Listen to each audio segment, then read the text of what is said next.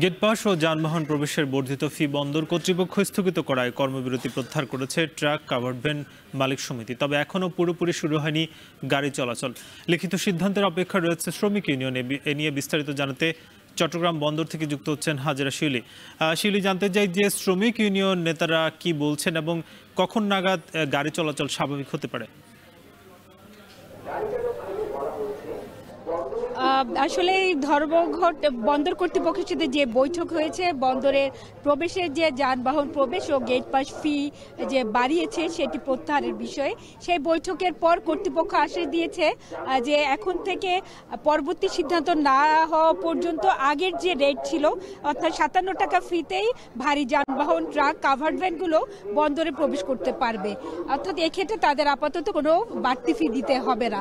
তবে এই সিদ্ধান্ততে স্বাগত জানিয়ে ট্রাক কাভার্ডের মালিক সমিতি তাদের ধর্মঘট প্রত্যাহার করেছে।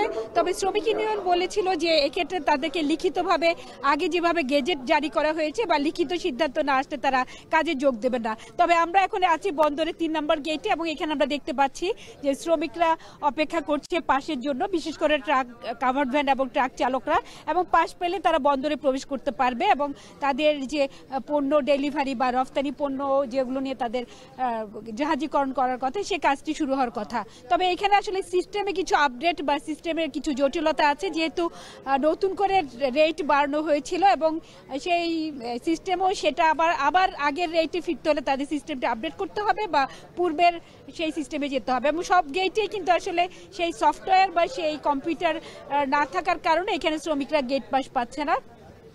কিছু গেটে আমরা শুনেছি যে সীমিত আকারে হয়তো ম্যানুয়ালি তাদেরকে পাস দেওয়া হচ্ছে প্রবেশের জন্য।